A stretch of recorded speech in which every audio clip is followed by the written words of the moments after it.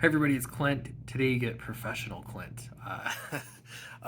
Anyway, I I've been really busy. I've been making it part of my mantra to spend more time making comics, and and in order to do that, I'm spending less time talking about comics, or like researching things to talk about comics.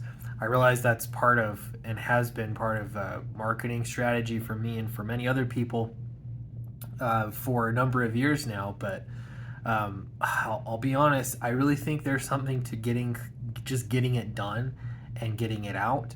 That is marketing in and of itself, but I obviously have to make videos. Anyway, I think times are changing because I'm starting to see movement, and I have a theory. I'm talking about Twitter, but this is like the culture at large. So remember how there's that fallacy? You ever learned those in school? The whatever list of fallacies are, and there's one called the bandwagon fallacy. The bandwagon fallacy is basically, well, everyone else is doing. Everyone else agrees with me, therefore I'm right. And it's a fallacy because that doesn't mean jack. It doesn't matter if everybody in the world believes one thing is true. That doesn't make that thing more true. It's not evidence. So, having said that, it is incredibly effective. This is, I mean, you could call it social proof. This is why crowdfunding is so effective, because you can see that, oh, everybody else is backing this campaign. I should back it too. This must be a good one. There's something deeply psychological about that.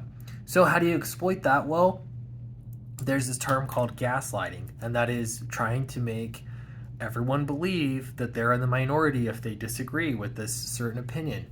And the more that I'm looking at what's been going on, I really hate social media, and I think that it's like overall net negative for the world.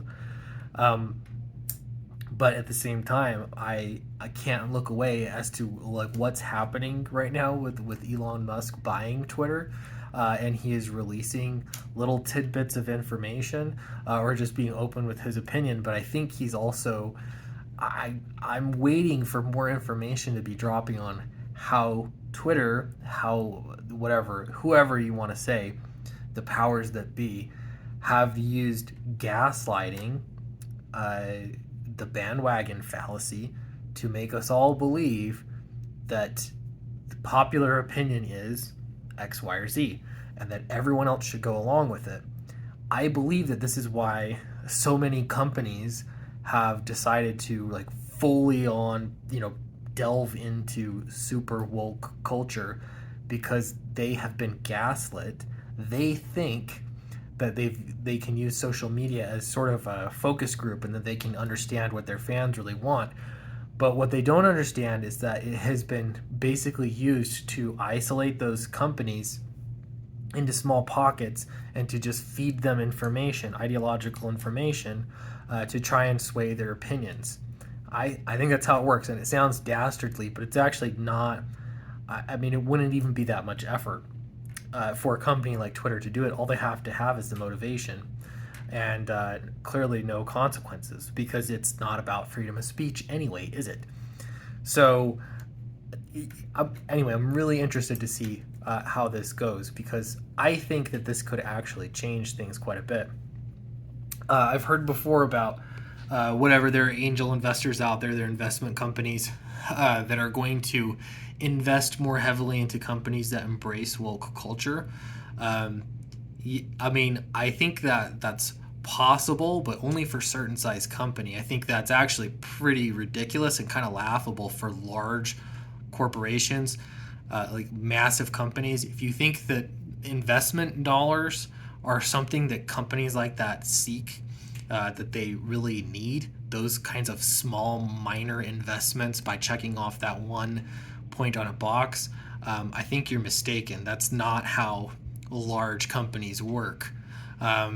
Rather, it's that they have ideologically been swayed by their own HR departments, and they also believe that that's what the market is wanting through their research. And so, the greatest the greatest magic trick, I think, that has happened in the past several years is that these communication companies like Twitter, these social media companies, have acted and have been depended upon as though they are the voice of the people.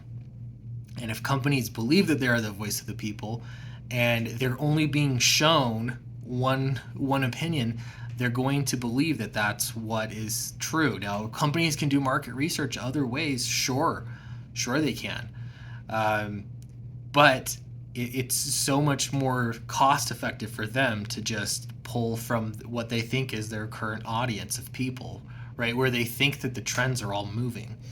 The trends are only moving, whoever is like turning the dial is moving the trends, essentially, is what I'm saying. So this is going to be really interesting to see as things sort of evolve and change here. What does this mean for comic books? Well, I think it's going to change a lot, actually. I think the more that companies realize that these extreme opinions are actually in the minority, they're not the majority, that hopefully entertainment will actually get better, or at least relax a little bit. But who knows? Who knows? This is, again, super interesting and sort of like a one shot in a million that there would be someone rich enough to buy a platform like Twitter, let alone be someone rich enough that also has the opinions of letting people be free with their opinions, being pro freedom. So crazy, really interesting. Anyway, update real quick on Fatal, because I did get a question about it today. I put out an update 2 weeks ago. You can check that on the campaign. Charlie's still working on it. Guys, this is one of those projects that it has been very, very difficult. It has been a struggle. Charlie has not disappeared, though. Charlie is working on the book. He also has got to work his day job. He's got to do a few other things. I would be willing to do like a Q&A about it. I'd love to have Charlie get on. I'm going to talk to him about that. Maybe we could do a live Q&A and you could ask both of us questions. I'm trying to be 100% transparent. The 100% truth is that it's just taking a very long time. But Charlie is working on it. I do see updates from him. I know he has to take breaks because he has a very demanding day job. He works in advertising and he gets deadlines that he has to complete. And he's gone through some very difficult family situations. So, I would be willing to do a Q&A. I'll see if I can get Charlie to do it. But just know that I'm being as transparent and telling you everything that I possibly can. And that's where that's at. Dracula, I'm looking at bumping up the date. I need to be, again, official about this, but the date that I'm looking at now would be, let's see, I said, so it would probably be the 24th. May 24th would be a Tuesday, or the 25th.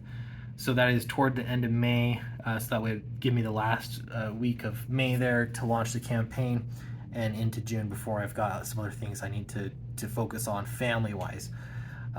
So I'm making comics. That's the focus. I'm all in on this strategy of, you know what, maybe it's not about clickbait and pumping out YouTube videos. Maybe it's about making comics. If I have my head down making books, being creative, and doing the actual business of making comic books, I believe that is actually what people want. When you say that you really want good comics, that's at the end of the day, I believe that. And so I'm doubling down on that being the strategy. We will see how it goes. I have no idea how Dracula's going to do campaign-wise, but if you want to support it, I do appreciate you. And sign up for the pre-launch page. That's helpful. And I'll have more information to come soon. So thanks. Bye, everyone.